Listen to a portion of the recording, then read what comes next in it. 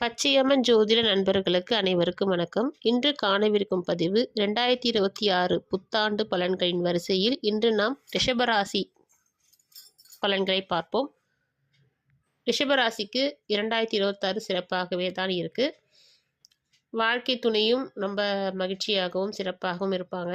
ரொம்ப உடம்பு சுறுசுறுப்பாகவும் நோய் நொடி இல்லாமல் ஆரோக்கியத்துடனும் என்னென்ன பிரச்சனை இருக்கோ அவங்களுக்குள்ளே இருக்கிற மனப்பிரச்சனை எல்லாமே சால்வ் ஆகும்.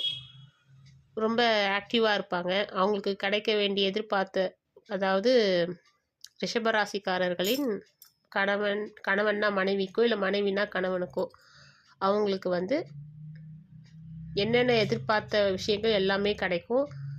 அதை நீங்கள் எதிர்பார்க்கலாம். 2026 ஆரோக்கியம்லாம் நல்ல எல்லாமே சிறப்பாகவே இருக்கும்.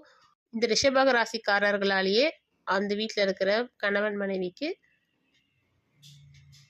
பிரகாசமாக இருக்க போகிறது 2026. இவர்கள் பார்த்தீங்கன்னா, இந்த ரிஷபராசிக்காரர்கள் ஆன்மீக பயணம் செய்தாங்கன்னா ரொம்ப சிறப்பாகவே இருக்கும். வெளிநாட்டில் எதுனா வேலை எதிர்பார்த்துருந்தாங்கன்னா கண்டிப்பாக சக்ஸஸ் ஆகும். இல்லைன்னா வெளிநாட்டு சுற்றுலா பயணமாவது போயிட்டு வருவீங்க. அதுக்கான வாய்ப்பு நிறையவே இருக்குது. இந்த ரிஷபராசிக்காரர்களின் மூத்த சகோதர சகோதரிகள் இல்லைன்னா இளைய சகோதர சகோதரிகள் நல்ல சிறப்பாகவே இருப்பாங்க. அவங்களுக்கு தேவையானது எல்லாமே தானாக தேடி கிடைக்கும்.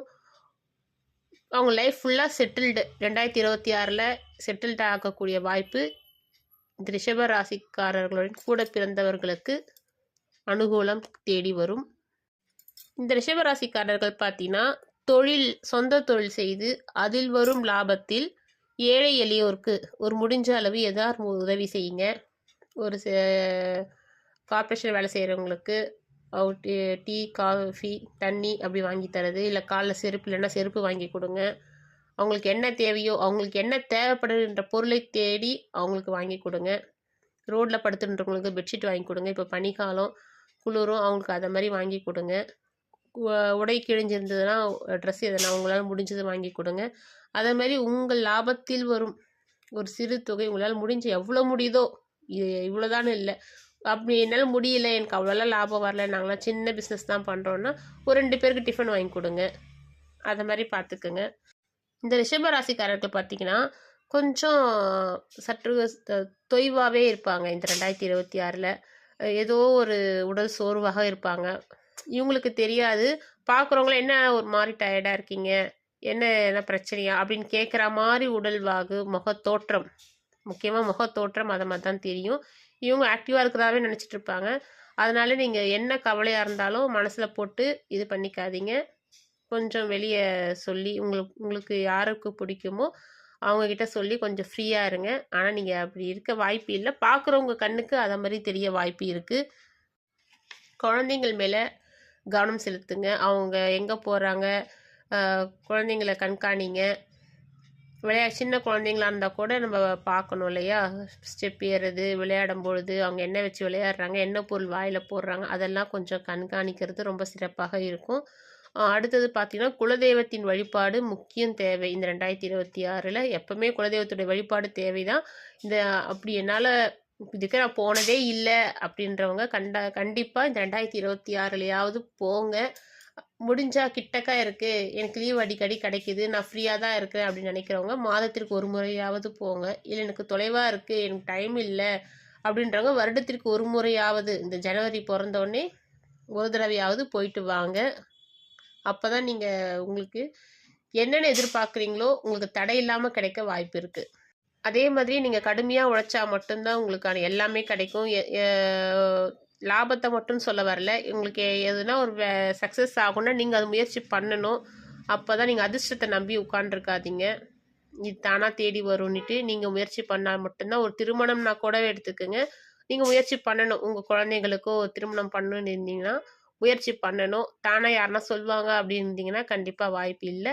நீங்கள் முயற்சி தேடி இறங்கி 4 பேர்கிட்ட விசாரித்து மேட்ரிமோனி அது மாதிரி இதுக்கெல்லாம் நல்ல நம்பகத்தன்மையாக இருக்கிறதா பார்த்துட்டு நீங்கள் உறுதிப்படுத்திக்கிட்டு முயற்சியில் இறங்குங்க.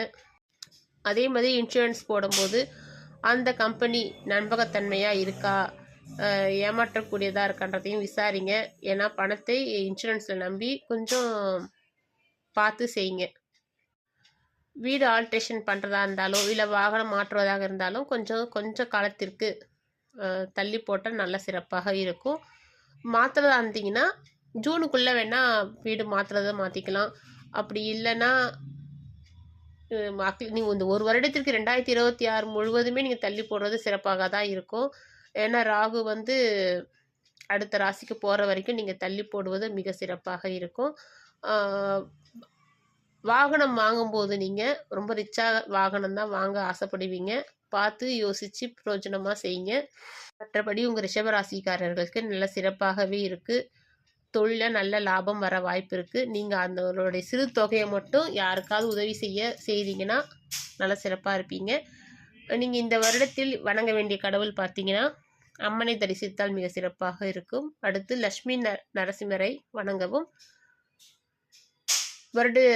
வாரத்திற்கு வெள்ளிக்கிழமை லட்சுமி நரசிம்மருக்கு விளக்கு போட்டு வந்தால் மிக சிறப்பாக இருக்கும். நன்றி, வணக்கம். உங்கள் ஜோதிடர் கவிதா.